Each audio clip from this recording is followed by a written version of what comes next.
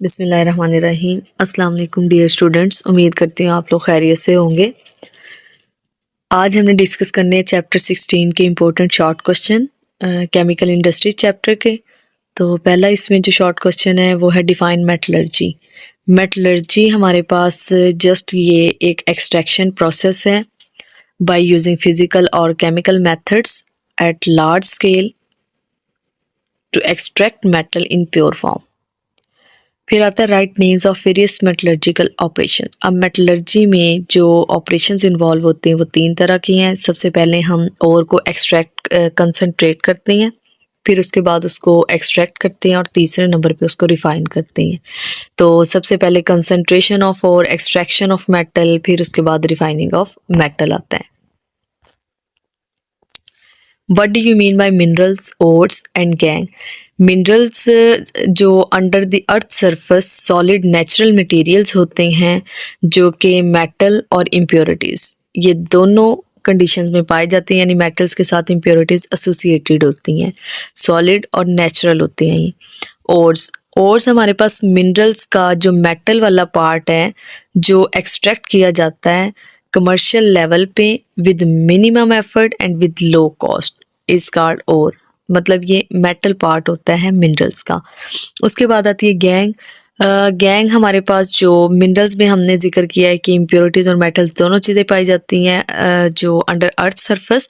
तो इस तरह से जो मेटल पार्ट है वो ओर्स होता है और जो गैंग वाला पोर्शन होता है earthly and other impurities associated with the minerals are known as gang.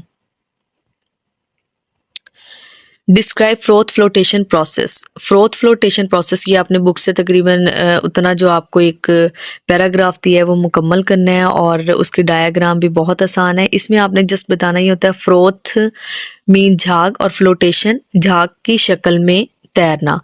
तो इसमें 2 चीज़ें इस्तेमाल होती हैं, पानी और ऑयल। चूँकि ऑयल हमें पता है कि हल्का होता है पानी से तो सरफेस के ऊपर तैरना शुरू कर देता है।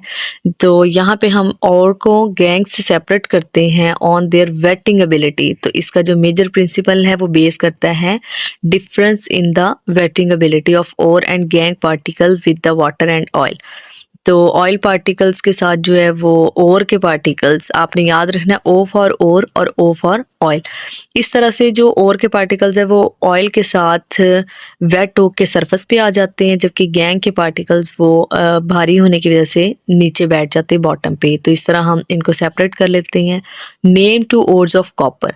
कॉपर की 2 ओर्स हैं, कॉपर ग्लैंस और चाल्कोपाइराइट, जिसको हम कॉपर पाइराइट भी कहते हैं, चाल्कोपाइराइट को। तो इनके फार्मूलाज Cu2s यानी क्यूप्रस सल्फाइड और यहाँ पे आपके पास CuFeS2 है चाल्कोपाइराइट का फार्मूला, और ये बहुत इंपॉर्टेंट है, अक्सर एमसीक्यूज में पूछे जाते हैं। How is roasting carried out. Roasting नाम से आपको वाज़िया हो रहा कि रोस्टिंग जो है वो हीटिंग प्रोसेस है, बहुत हाई टेम्परेचर पे अकर होता है in the presence of excess of air.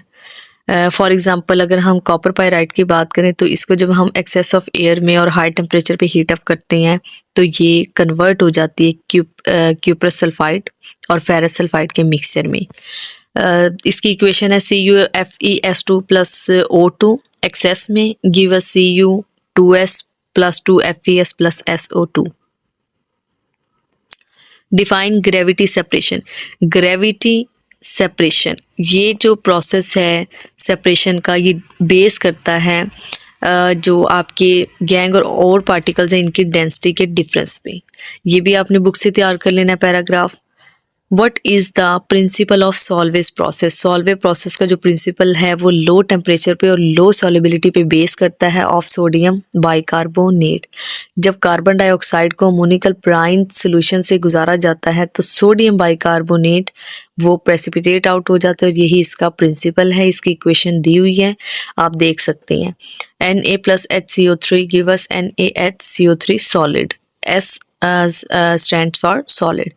Describe raw materials used for solve process. solve process में जो raw materials इस्तेमाल होते हैं वो cheap भी होते हैं, यानी costly नहीं होते और easily available भी होते हैं। तो ये 3 हैं, brine, limestone और ammonia gas. How is ammonia recovered in Solvay process? Solvay process में अमोनिया की रिकवरी कैसे होती है? अमोनिया की रिकवरी के लिए हम क्या करते हैं कि दो हमें जो हमारे बाय प्रोडक्ट्स ऑब्टेन हो रहे हैं, एक कार्बोनेटेड टॉवर से जो कि NH4Cl अमोनियम क्लोराइड का सोल्यूशन है, और दूसरा लाइम किलन, वहाँ से हमें स्लैक लाइम या कैल्शियम हाइड्रोक्साइड मिल रहा है CaOH ट्वाइस। जब ये दोनों आपस में रिएक्ट करते हैं तो फाइनल स्टेज में हमें अमोनिया रिकवर हो जाती है, जिसको हम अमोनिकल टावर में अगेन यूज़ कर लेते हैं। फिर है उसके बाद give uses of kerosene oil. यहाँ पे स्टूडेंट एक गलती करते हैं, वो क्या करते हैं कि ये यूजेस में कुछ भी यूजेस लिख देते हैं, जबकि इसके दो मेन यूजेस आपकी बुक में दिए हुए हैं, दो ही यूजेस हैं। इसको आप रट्टा लगा लो, जैसे भी याद कर लो, और ये क्वेश्चन भी बहुत इंपॉर्टेंट है। Kerosene oil is used in domestic as a domestic fuel and a special grade of it is used as a jet fuel। ये दो ही बस इसके uses हैं। फिर उसके बाद है which petroleum fraction is used in dry cleaning? Gasoline या petroleum? This is used in dry cleaning. How is carbon dioxide prepared in Solvay process? Carbon dioxide Solvay process में लाइम किलन में हमें prepare हो रही है। कैसे? जब हम कैल्शियम कार्बोनेट को हीटअप करते हैं तो लाइम प्लस कार्बन डाइऑक्साइड हमें मिल जाती है। What is blister copper? Blister copper कब मिलता है या क्या होता है ब्लिस्टर कॉपर? बेसिमराइजेशन के बाद। बेसिमराइजेशन जो होता है वो स्मेल्टिंग के बाद ओर को फर्दर हीटिंग का प्रोसेस है। तो इसमें जब हमें मोल्टन फॉर्म में मेटल मिल जाती है तो हम उसको सैंड मोल्ड्स में डालते हैं। सैंड मोल्ड जिसको अक्सर हम सांचे भी कह देते हैं, तो रेत के बने हुए होते हैं, उसको हम कूल डाउन करवाते हैं मोल्टन मेटल को। तो वहाँ से जो गैसेस होती है वो एस्केप आउट हो जाती है, फॉर्मिंग ब्लिस्टर्स। ब्लिस्टर जैसे छाले होते हैं उस तरह से ये बन जाते हैं, उसकी सरफेस पे स्पेसिस क्रिएट हो जाती है और गैस जो है वो बाहर निकल जाती है on the surface of solid copper. Therefore it is called blister copper, यानी उभरा हुआ। It is about 98% pure copper. तो अक्सर ये MCQs भी पूछा जाता है, प्योर जो ब्लिस्टर कॉपर इसमें कितने परसेंट प्योर कॉपर है, तो ये 98%। फर्दर अगर हमें प्योर कॉपर चाहिए तो फिर हम इलेक्ट्रो रिफाइनिंग प्रोसेस के थ्रू ऑब्टेन करते हैं। What do you mean by anode mud? Blister copper और एनोड मड ये दोनों ही बहुत इंपॉर्टेंट क्वेश्चंस हैं। During electro refining of copper, जब हम इलेक्ट्रो रिफाइनिंग करवाते हैं कॉपर की, तो जो हमारे पास एनोड होता है इम्प्योर कॉपर का बना होता है, वहाँ पे जो इम्प्योरिटीज़ होती हैं जैसे कि गोल्ड और सिल्वर, ये सेटल डाउन हो जाती है एज अ एनोड मड। तो बाज़ का MCQs में पूछा जाता है कि जो एनोड मड में कौन कौन सी मेटल जो इम्प्योरिटी के तौर पर सामने आती है, gold and silver. Which raw materials are used in the preparation of urea? Urea की प्रेपरेशन में दो ही रॉ मटेरियल्स हैं। बाद स्टूडेंट क्या करते हैं, सॉल्वे प्रोसेस के जो रॉ मटेरियल्स हैं वो यहाँ पे लिख के आ रहे होते हैं, इंतहाई गलत करते हैं। यहाँ पे सिर्फ दो ही हैं, अमोनिया और carbon dioxide. What is the percentage of nitrogen in urea? Nitrogen urea में कितने परसेंट पाई जाती है? तो यूरिया में नाइट्रोजन 46.6% और यूरिया का फार्मूला दिया गया, आप देख सकते हैं, NH2 CO NH2। and list the names of fraction of residual oil। residual oil की 4 fractions हैं, lubricants, paraffin wax, asphalt और petroleum coke। ये भी बहुत ज़्यादा पूछा जाने वाला सवाल है।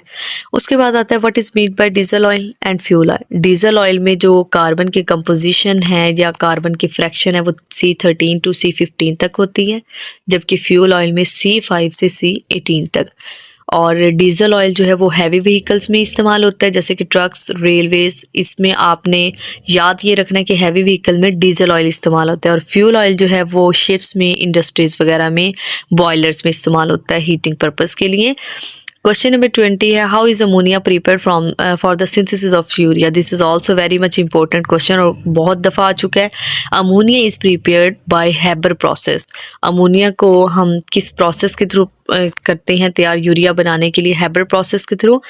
और इस प्रोसेस में क्या करते हैं, एक जो हम वॉल्यूम लेते हैं 1 वॉल्यूम नाइट्रोजन का यानी N2 और 3 वॉल्यूम हम हाइड्रोजन का लेते हैं 3H2। इन दोनों का आपस में रिएक्शन करवाते हैं at 450 degree Celsius and 200 atmosphere in the presence of iron catalyst, तो आपको अमोनिया मिल जाती है। और बाज़ का यहाँ से एक सवाल भी ये आता है और MCQs में भी कि हैबर प्रोसेस में कौन सा कैटलिस्ट इस्तेमाल होता है, तो यहाँ पे आयरन कैटलिस्ट इस्तेमाल होता है। उसके बाद कुछ इंपॉर्टेंट ये जो क्वेश्चन दिए गए हैं ये भी आने के चांसेस है। Define petroleum, how petrol is extracted, what is principle of fractional distillation, difference between crude oil and residual oil, how urea is prepared from ammonium carbamate, give uses of petroleum ether, what is smelting. तो ये आपने देख लेनी है और बहुत ही आसान है। प्रिंसिपल जो है वो फ्रैक्शनल डिस्टिलेशन का वो जस्ट बेस करता है difference in boiling point of different fraction of petroleum, या हम ये भी कह सकते हैं कि रेंजेस पे, बॉइलिंग पॉइंट के रेंजेस पे डिपेंड करता है। तो ये था हमारी discussion question number chapter number 16 के इंपॉर्टेंट शॉर्ट क्वेश्चन से रिलेटेड। इसी तरह की मज़ीद वीडियोस को देखने के लिए हमारे चैनल को सब्सक्राइब करें, लाइक करें और शेयर करें। Thank you.